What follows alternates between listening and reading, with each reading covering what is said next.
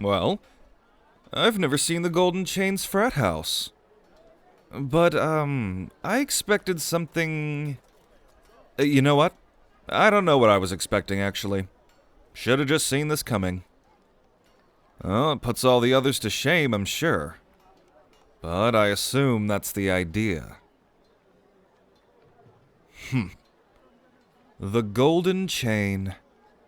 Well, if it wasn't for all the God's damned gold, I'm not sure how you could miss it. It blinds half the campus at high noon. Good old Asadi architecture. Must have paid a small fortune for this thing. Well, in water vials. Not to mention these two giant statues looming over the walk here. Huh? Who are they? Oh, well, that's an easy one. Only the two most powerful mages to ever exist. The one on the right? That is no other than Supreme Magister Seldrin Dorhasi himself. The first mage. The man who single-handedly discovered glyphcraft. He is the father of all magic and the originator of its study. His discovery changed this world forever. Mankind being able to harness a shred of the mystic powers kept out of our reach for so long? And now it's commonplace. And this world's fate was forever redirected. He's the reason we mages are here at all. There's a level of influence that only a god could have. Now, the man on the other side, that, my dearest half-blood, is the marvel of modern magic. That is the man who created over 1,000 new spells on his own research and brought glyphcraft into its next era. Before him, there were only 12 core affinities, but then he discovered that there were 12 more branches that correlated to them. 12 new base types of magic for thousands of spells to be built off, and mages to specialize in? It's more impressive than anything a mage could even comprehend nowadays. To put it into perspective, creating one viable, unique spell is difficult even for a magister, and that garners them, like, some supreme followings. This man founded 12 new origins of magic. Mages worshipped him. Some even say he's the reincarnation of Seldrin Dorhasi come back to usher in the next arcane era. But we know him as Magister Saul Talasar. However, sadly, he died before he even saw his mid-20s.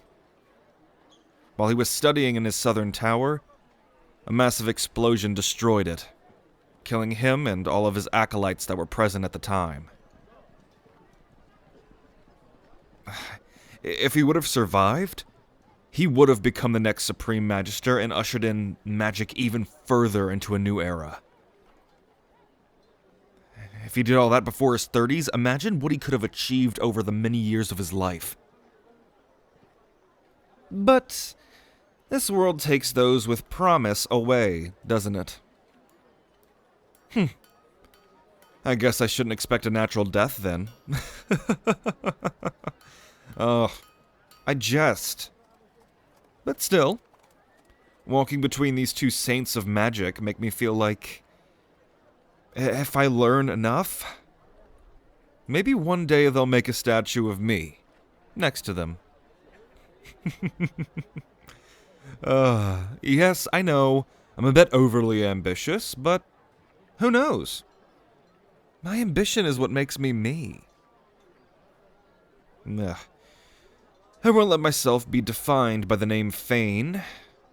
I'd much prefer the prefix of Magister. But yeah, exposition aside, we need to see what this golden chain business is all about. It was nice to see the statues, though. Keeps reminding me of my true goal. Now, let's get into that building before it starts to burn us with all the sunlight it's reflecting.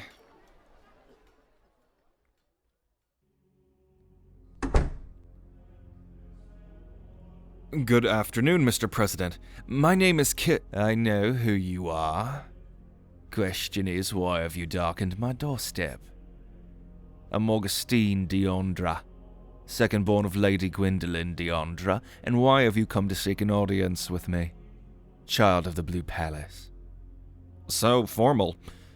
Plainly, I wish to join the Golden Chain. You offer the best that those of high birth can achieve, and I need that if I'm to see my academic goals fulfilled. So a Fane is seeking new ways to gain power. How fitting. Let me make one thing clear. Sure, you are of the highest birth one can have, but a Fane has never walked these halls before you. There is no precedent for your blood here. I'm sure you're aware of noble magic theory. Well, that theory is derived from centuries of arranged marriages between those of high affinities to the magic noble heirs. House Deandra and House Balthazar have been keeping this blood between the families for generations, cultivating the highest caliber of purebred mages. And all the while, your family denied the ways of the mage for the sake of personal gain and domination over the political affairs of this land. Now you might be able to see why I have no interest in letting anyone such as yourself join our ranks. Simply, you are not the same as us, noble or not. An interesting idea, considering you don't know the results of my bracer exam. You haven't even seen me in action. I'm sure that most of your mages here would pale in comparison to the spells I could cast as a toddler. So instead of using your selectively bred brain to make an uninformed decision, allow me to demonstrate the tools I have at my disposal. I'm not sure I like your tone. My family has walked these halls for generations, and now an interloper like yourself comes in with demands of the greatest fraternity in this academy. Bizarre. But I'd much like to see your ego move down a notch. Tell you what, there is a magic festival happening in the next few months. Join it, and I will watch you closely. Win, and I'll let you enter our fraternity. Rank lower than the weakest mage in this frat, and you must go the entire tenure of your stay here in the academy, unaffiliated with any of the groups here. Is that a fair risk for a Fane? Huh. No risk, no reward. Plus, I'd much like to see your face when I'm crowned victorious.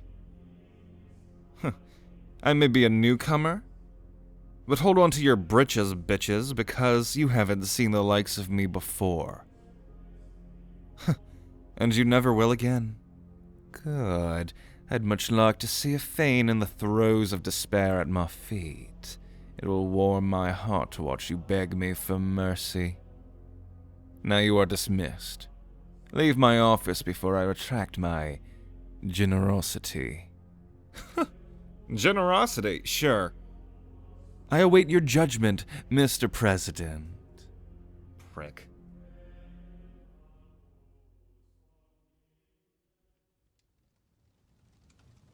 Yeah, so now I have to enter this magic festival and try to impress that asshat. So, collect yourself, Killy. I'm guessing this festival will involve some form of glyph combat. Looks like I'll be needing a sparring partner. Want to learn combat magic, my little half-blood? Of course you do. Well, no time like the present. To be the best, we need to stay extremely focused. What's that over there? Smoke, did you see anyone put this note here? No, actually. Now that you mention it, that wasn't there about a half an hour ago. How is it placed? Could they have dropped it through the fireplace? Impossible. That's an arcane fire pit on a second floor of a dormitory. There's no chimney. So, to place a letter here, that would mean someone entered my room without my obviously paranoid and traumatized killer half-blood even noticing. Just to place a letter by the hearth, when they could have just as easily slid it under the door. It's a show of power. I know these nobles like the back of my hand. They're trying to threaten me. Now I'm curious, what's in this thing? It's probably just some little fuck-off note. Oh, well, that's not classy at all. It just says, "We're watching you," with this red hand, and it's... It smells like iron. Smoke, smell this. I know that smell anywhere. That's human blood. Oh, that's a bit eerie. What in the world is this? Who would place this here just to show their might? You know what? It's probably a threat from the work of Augustine, since I stepped on his toes by agreeing to this little bet. Now he's probably trying to rattle me with empty threats. Whatever. This paper is just more fuel for the arcane fireplace. If he wants to creep back into my room again, I'll have to trap the lock every time we leave. Little prick wants to barge in on my privacy? Oh, I bet you want a head full of ice. Asshole. We can't let this distract us. We need to start training immediately. We can't let shit like this slow us down. The more that I practice, the more that you practice. Let's go.